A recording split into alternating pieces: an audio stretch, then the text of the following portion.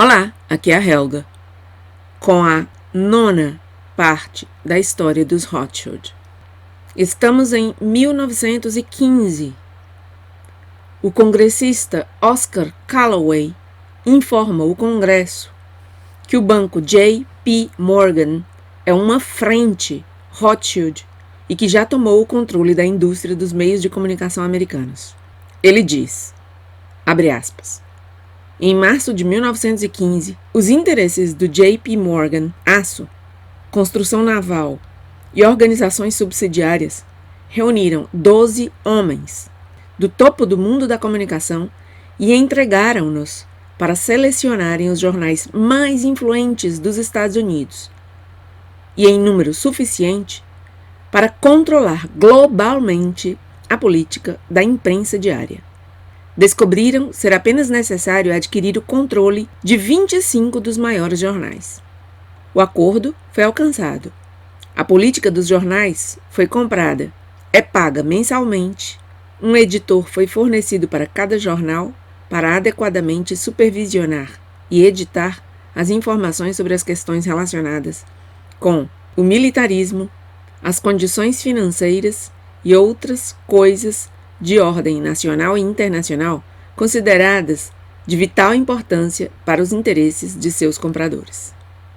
Fecha aspas. Em 1919, os judeus Ashkenazi, Karl Liebknecht e Rosa Luxemburgo são assassinados quando tentavam colocar em prática outro golpe comunista com a ajuda financeira dos Rothschild, mas, dessa vez, em Berlim, na Alemanha. A Conferência de Paz de Versalhes é realizada para decidir as reparações que os alemães deveriam pagar aos vencedores após o final da Primeira Guerra Mundial. Uma delegação de 117 sionistas, encabeçada por Bernard Baruch, um judeu ashkenazi, introduz o assunto da promessa da Palestina. Nesse momento, os alemães percebem o porquê de os Estados Unidos terem se virado contra eles sob a influência dos Rothschild. Os alemães, naturalmente, sentiram que tinham sido traídos pelos sionistas. Isso aconteceu porque na altura em que os Rothschild fizeram o acordo com a Inglaterra acerca da Palestina, em troca de trazer os Estados Unidos para a guerra, a Alemanha era o país mais amigo dos judeus. Na verdade, o Edito da Emancipação Alemã de 1822 tinha garantido a todos os judeus os mesmos direitos civis de que gozavam os alemães. Além disso, a Alemanha foi o único país europeu que não colocou nenhuma restrição sobre os judeus, oferecendo-lhes, inclusive, refúgio quando tiveram que fugir da Rússia depois da primeira tentativa do golpe comunista em 1905. Mesmo assim, os Rothschild cumpriram sua parte do acordo, isto é, derramar o sangue de milhões de pessoas inocentes. A Palestina é confirmada como pátria judaica e, enquanto sua transferência para os Rothschild ocorre, permanece sob o controle da Inglaterra, sendo esta, por sua vez, também controlada por eles, pelos Rothschild. Naquele momento, menos de 1% da população da Palestina era realmente judia. Curiosamente, o anfitrião da Conferência de Paz de Versalhes era ninguém menos que o barão Edmund de Rothschild. A Conferência de Paz de Versalhes foi usada também como uma tentativa dos Rothschild para criar o governo mundial, sob o pretexto de dar um fim a todas as guerras, que na verdade são eles que criam. Esse governo foi chamado de Liga das Nações. Nem todos os países a aceitaram, de modo que ela acabou por sucumbir. No dia 29 de março daquele ano de 1919, o jornal inglês Times informa sobre os bolcheviques na Rússia. Abre aspas. Uma das curiosas características do movimento bolchevique é a alta percentagem de não russos entre os líderes. Dos 20 ou 30 comissários ou líderes que fornecem a maquinaria central do movimento bolchevique, os judeus representam 75%. Informa-se que os Rothschild estavam irritados com os russos, porque estes não estavam dispostos a permitir aos Rothschild a formação de um banco central dentro daquela nação. Organizaram-se vários grupos de espiões judeus que foram enviados à Rússia para angariarem apoio para uma revolução que beneficiasse o homem comum, mas que, na verdade, era a aquisição da Rússia por uma elite controlada pelos Rothschild, uma elite satânica. A esses espiões judeus foram dados nomes russos. Por exemplo, Trotsky foi um membro do primeiro grupo. Seu nome original era Bronstein. Esses grupos foram enviados a várias áreas da Rússia para incitarem rebelião e motins. A edição internacional do Jewish Post, um jornal judeu, confirmou em 24 de janeiro de 1991 que Lenin era judeu. Lenin também está no registro como tendo afirmado, abre aspas, a criação de um banco central é nacionalizar 90% de uma nação, fecha aspas. Esses bolcheviques judeus, financiados pelos Rothschild, iriam abater 60 milhões de cristãos e não judeus em território soviético controlado ao longo da história.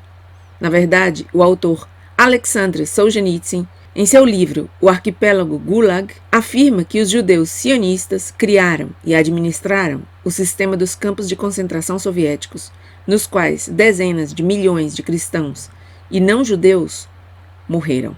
Naquele livro, ele nomeia os administradores da maior máquina de matar da história do mundo. São Aaron Zoltz, Yakov Rapoport, Lazar Kogan, Matvei Berman, Genrikh Yagoda e Naftali Frankel. Todos eles, os 6, judeus sionistas. Em 1970, Solzhenitsyn receberia o Nobel de Literatura. Nesse mesmo ano de 1919, confere-se a N.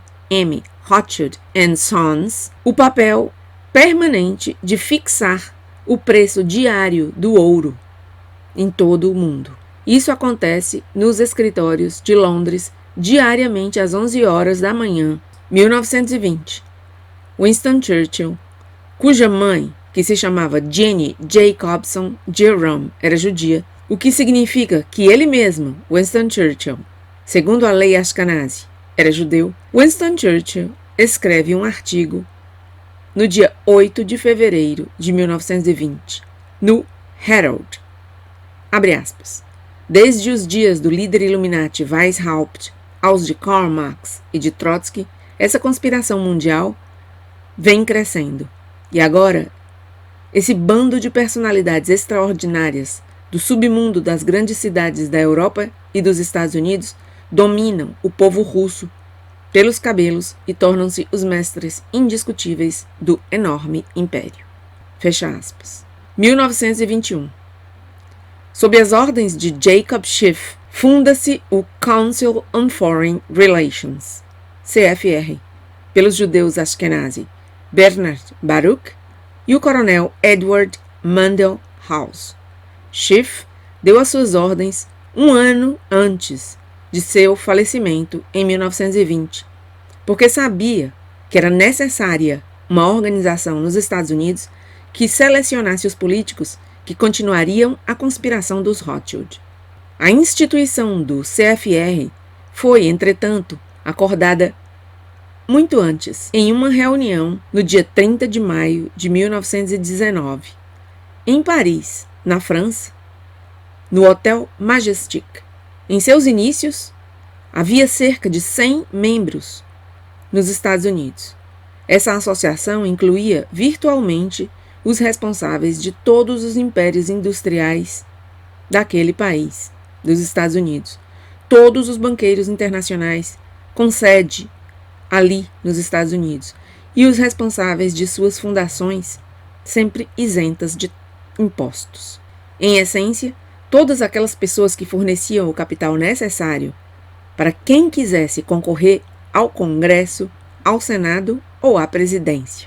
A primeira tarefa do CFR foi conseguir o controle da imprensa. Esse controle foi dado a John D. Rockefeller, que criou uma série de revistas nacionais como a Life e o Time. Rockefeller também financiou Samuel Newhouse para que este comprasse e estabelecesse uma cadeia de periódicos, jornais em todo o país. Também financiou Eugene Meyer, que compraria muitas outras publicações como o Washington Post, a Newsweek e a revista The Weekly. O CFR também necessitava controlar o rádio, a televisão e o cinema. Dividiu-se esta tarefa entre os banqueiros internacionais Kuhn Loeb, Goldman Sachs, Warburg e Lehman. 1925.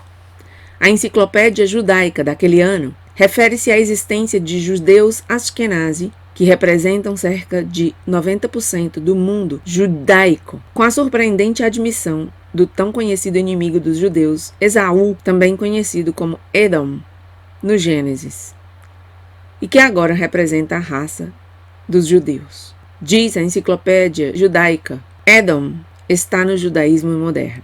Então, o que eles basicamente dizem é que esses judeus Ashkenazi, que representam 90% da população judaica, na verdade, são não israelitas ou não judeus. 1926. N.M. Rothschild & Sons refinancia a Underground Electric Railways Company Limited, que por sua vez tem uma participação de controle em todo o sistema de transportes subterrâneos da capital inglesa. Naquele mesmo ano, 1926, nasce Edmund de Rothschild, filho de Maurice de Rothschild. 1929, os Rothschilds geram um crash na economia dos Estados Unidos, contraindo a oferta do dinheiro. 1930, o primeiro Banco Mundial Rothschild, o Bank for International Settlements, BIS, é estabelecido na Suíça, na cidade da Basileia, no mesmo local onde, 33 anos antes, havia sido realizado o primeiro Congresso Sionista do mundo. 1933, no dia 30 de janeiro, Hitler torna-se chanceler da Alemanha. Expulsa judeus, muitos dos quais eram comunistas, fora de posições governamentais na Alemanha. Em julho, como resposta, os judeus realizam uma conferência mundial em Amsterdã, capital da Holanda, durante a qual exigem que Hitler reintegre cada um dos judeus de volta à sua antiga posição. Hitler se recusa. Como resposta, Samuel Untermaier, judeu Ashkenazi, que havia chantageado o presidente Wilson e que agora era chefe da delegação americana e presidente de toda a conferência, regressou aos Estados Unidos e fez um discurso através do rádio. O discurso acabou transcrito no The New York Times do dia 7 de agosto daquele ano de 1933. Nele, Samuel Untermaier fez as seguintes declarações, abre aspas, os judeus são os aristocratas do mundo. Nossa campanha é o boicote econômico a todos os bens dos alemães, transportes e serviços alemães. O que propomos é processar um boicote econômico puramente defensivo que irá minar o regime de Adolf Hitler e que trará a sensatez de novo ao povo alemão, ao destruir seu comércio de exportação, do qual tanto dependem. Cada um de vocês, judeu e gentio, deve recusar-se a lidar com qualquer comerciante ou lojista que venda mercadorias produzidas na Alemanha ou que patrocine o transporte em navios alemães. Fecha aspas. Como 2/3 do abastecimento de alimentos da Alemanha necessitava ser importado, e isso só poderia ser feito com o rendimento obtido das exportações, se a Alemanha não pudesse exportar, os 2/3 da sua população morreria de fome, uma vez que não haveria suficiente comida para mais de 1/3 dela. O resultado desse boicote foi que os judeus de todos os Estados Unidos protestaram e danificaram todas as lojas em que encontraram produtos onde vinha a marca Made in Germany, feito na Alemanha, obrigando as lojas a despejar esses produtos e a correrem o risco da falência. Logo que os efeitos desse boicote começaram a sentir-se na Alemanha, os alemães, que até então não tinham demonstrado nenhuma violência contra os judeus, simplesmente começaram também a boicotar as lojas judaicas da mesma forma que os judeus tinham feito com as lojas que vendiam nos Estados Unidos produtos alemães. Os Rothschilds financiaram a IBM, que forneceu máquinas que produziam cartões perfurados aos nazistas e que iriam ajudar a organizar e administrar a identificação inicial e social quando da expulsão dos judeus, da confiscação de sua propriedade e do seu extermínio. No dia 16 de novembro daquele ano de 1933, o presidente Roosevelt reconheceu o regime sionista de Stalin na Rússia e o fez sem consultar o Congresso e com 8.000 ucranianos marchando em protesto em Nova York.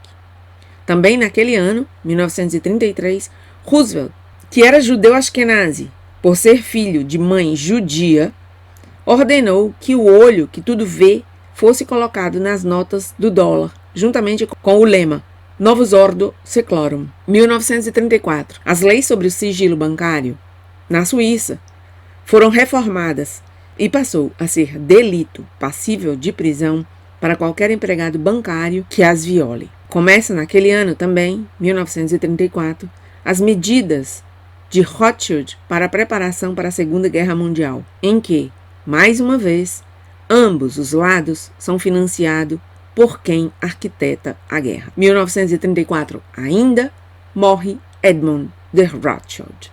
E assim termina este 9º capítulo da saga dos Rothschild.